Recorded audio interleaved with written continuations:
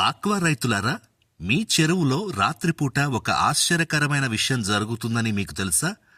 పగలు కనిపించని చిన్న జీవులు రాత్రి ఒక్కసారిగా నీటిపైకొస్తాయి. అవేమిటో తెలుసా? అవే మన చెరువులో ఉండే నత్తలు. అసలు ఈ నత్తలు మీ చెరువుకి మేలు చేస్తాయా లేక కీడు చేస్తాయా? మీ పంటకు దోస్తా లేక దగా చేస్తాయా? ఈ విషయాలని తెలుసుకోవాలంటే ఈ వీడియోని తప్పకుండా చివరి వరకు చూడండి.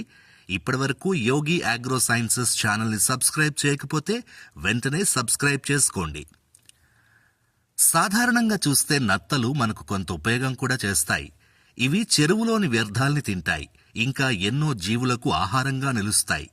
గట్టి షెల్తో నెమ్మదిగా కదిలే వీటి జీవన విధానం కూడా ఆసక్తికరమే. కానీ అవి మన రొయ్యల చెరువులోకి అడుగు పెడితే మాత్రం సమస్యలు మామూలుగా ఉండవు. ఈ చిన్న శత్రువులు చెరువులోకొస్తే చేసే నష్టం చాలా ఎక్కువ.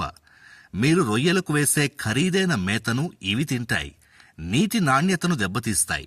అంతేకాదు రొయ్యలకు వ్యాధులను కూడా తెచ్చిపెట్టే ప్రమాదం ఉంది.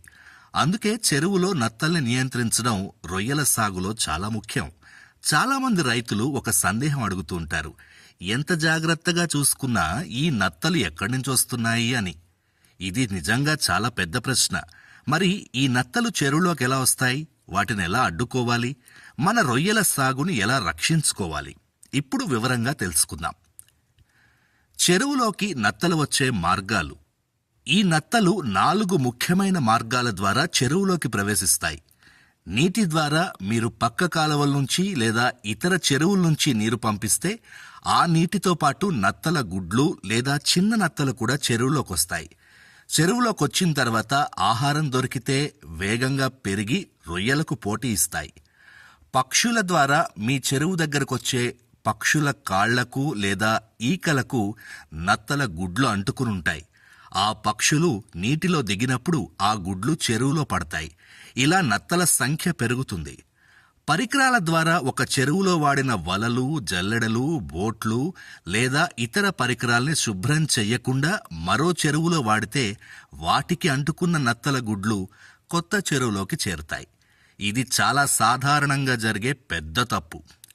గట్లు కోత లేదా భారీ వర్షాలు పడినప్పుడు పక్క చెరువుల నుంచి నత్తలు లేదా వాటి గుడ్లు మీ చెరువులోకి కొట్టుకునొచ్చే అవకాశం ఉంటుంది. నత్తల వల్ల కలిగే నష్టాలు: ఖరీదైన మేతను తినేస్తాయి. రైతన్న, మీరు ఎంతో ఖర్చు పెట్టి వేసే మేతను ఈ నత్తలు తింటాయి. రొయ్యలకు అందాల్సిన పోషకాలు తగ్గిపోతాయి. దాంతో రొయ్యల ఎదుగుదల తగ్గిపోతుంది. నీటి నాణ్యతను దెబ్బతీస్తాయి. నత్తల విసర్జన వల్ల చెరువు అడుగున వ్యర్థాలు పెరుగుతాయి. దాంతో అమ్మోనియా, నైట్రైట్స్ పెరిగి నీటి నాణ్యత తగ్గుతుంది.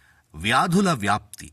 కొన్ని రకాల నత్తలు ప్రమాదకరమైన వ్యాధులకు క్యారియర్స్గా పనిచేస్తాయి. అవి ఒక చెరువు నుంచి మరో చెరువుకి వ్యాధుల్ని వ్యాప్తి చేసే ప్రమాదం ఉంది.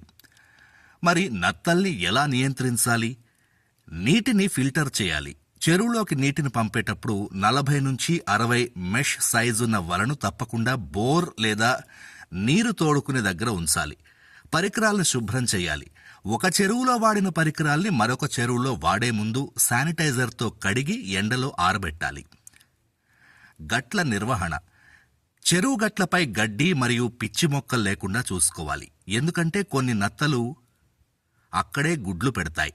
Feed management. రొయ్యలకు అవసరమైన మోతాదులో మాత్రమే వెయ్యాలి. అధికంగా మేత వేస్తే అది నత్తలకు ఆహారంగా మారుతుంది. Tea seed cake. ఎకరానికి 35 కేజీలు తీసుకుని వేడి నీటిలో మరిగించి ఆ మిశ్రమాన్ని చెరువులో అప్లై చేయడం ద్వారా నత్తల్ని నివారించవచ్చు. చెరువును ఎండబెట్టడం. కొన్నిసార్లు చెరువుని పూర్తిగా ఎండబెట్టి అడుగున సున్నం వెయ్యాలి. దాంతో నత్తల గుడ్లు పూర్తిగా నశిస్తాయి. వేప నూనె. చెరువు గట్ల మీద లేదా చెరువులో వేప నూనెకు సంబంధించిన ఉత్పత్తులు వాడడం ద్వారా నత్తల యొక్క సంతాన ఉత్పత్తిని నివారించవచ్చు. చూశారు కదా రైతన్న, ఈ చిన్న నత్తలు మీ చెరువులో ఎంత పెద్ద సమస్యగా మారుతాయో. చిన్నవిగా కనిపించినా మీ రొయ్యల పంటకు గణనీయమైన నష్టం కలిగించే శక్తి వీటికుంది. కానీ భయపడాల్సిన అవసరం లేదు. సరైన జాగ్రత్తలు మరియు సమయానికి తీసుకునే చర్యల వలన ఈ నత్తల్ని చాలా సులభంగా నియంత్రించవచ్చు. ఈ వీడియో మీకు నచ్చినట్లయితే లైక్ చేయండి, షేర్ చేయండి, సబ్స్క్రైబ్ చేయండి. నత్తల గురించి మీకు ఇంకా ఏమైనా సందేహాలుంటే కామెంట్లో తెలియజేయండి. రొయ్యల సాగుకి సంబంధించిన ఏ సందేహమైనా ఉంటే స్క్రీన్పై కనిపిస్తున్న నెంబర్ని సంప్రదించండి.